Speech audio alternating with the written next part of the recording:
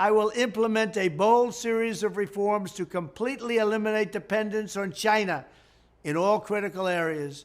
We will revoke China's most favored nation trade status and adopt a 4-year plan to phase out all Chinese imports of essential goods, everything from electronics to steel to pharmaceuticals. We will also adopt new rules to stop U.S. companies from pouring investments into China and to stop China from buying up America, allowing all of those investments that clearly serve American interests. We're not going to allow bad things to happen to our country anymore, and we will eliminate federal contracts for any company that outsources to China. What is he even talking about? I mean, the guy is bonkers. He doesn't know anything about international trade, clearly.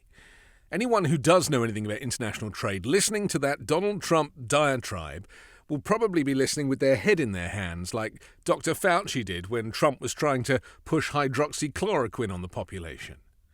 I mean, we need experts to be running state departments, doing international trade, looking after US interests, not Donald Trump, and not Stephen Miller and these speechwriters, the advisors that are so xenophobic and so racist that they think that by claiming that the US is a sacrosanct place where there'll be total segregation from trading partners, and they think that in some way that is attractive to the greater population. The reality is, if you don't trade with China, the cost of all goods will go up significantly.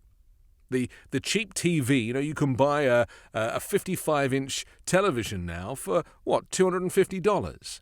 Do you honestly think that if that was made in the US in its entirety without any parts coming from China, that it would be as cheap as that? It would be at least $1,000. People want cheap Chinese goods. That is the market that has been created in the United States, that kind of throwaway attitude. And you're not going to get that to change. And so Donald Trump is trying to crash the US economy by claiming that China in some way is an unsavory trading partner. Yes, they are certainly unsavory when it comes to their human rights atrocities and abuses, which, of course, we are trying to deal with in a diplomatic fashion. But that's a separate department. You can't just claim that China is the enemy and then think you're preventing the world from experiencing World War III. You're more likely to maintain peace around the world if you trade with nuclear nations such as China.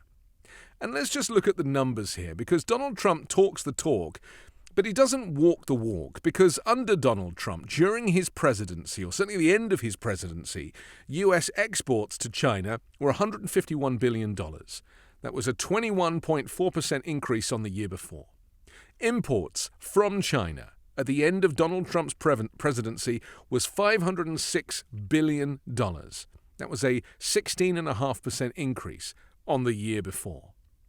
The point is that Trump is responsible for an increase in trade with China. That's what he does.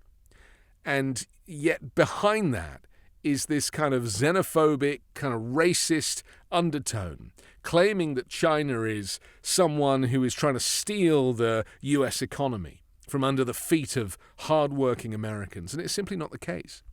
You can have both. You can have all of these things can coexist.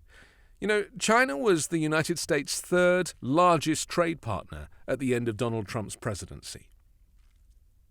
8.6% of total U.S. exports of $1.8 trillion to the whole world were exported to China.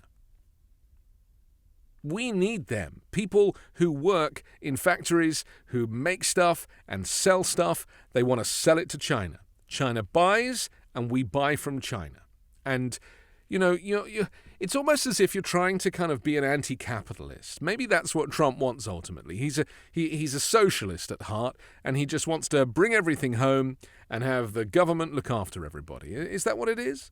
Because it's these double standards that confuse me so much. And I genuinely want people to understand, and I think most people do, The only person who doesn't understand is the former president, who has never understood international trade. He certainly never understood international diplomacy. You know, his friends were dictators. Vladimir Putin was his buddy. Kim Jong-un was his buddy. He didn't get on with the likes of Angela Merkel of Germany or these kind of peacetime European partners. He just couldn't connect with those. The people he liked were these autocrats.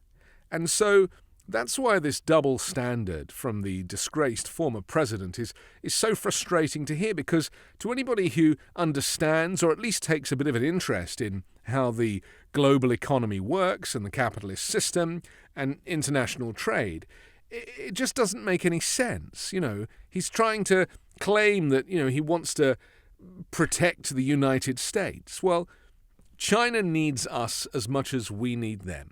This is the relationship that keeps us safe, and it keeps people, enables people to put food on the table. It keeps people in work.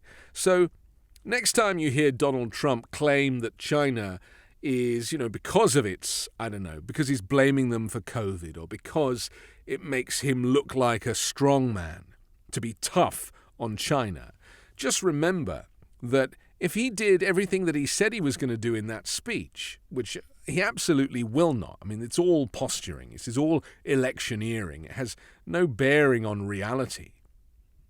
But if he did do everything that he claims in that speech, he would pretty much crash the US economy. And the knock-on effect for countries around the world who also trade goods, you would see a worldwide recession. That is what Donald Trump is suggesting. And yet, his ties and his MAGA hats, they're all made in China. I'm Anthony Davis. You can hear me every day on the 5 Minute News podcast, on Sundays on the Weekend Show with Midas Touch. And for more videos, subscribe to my Patreon at patreon.com/5minutenews.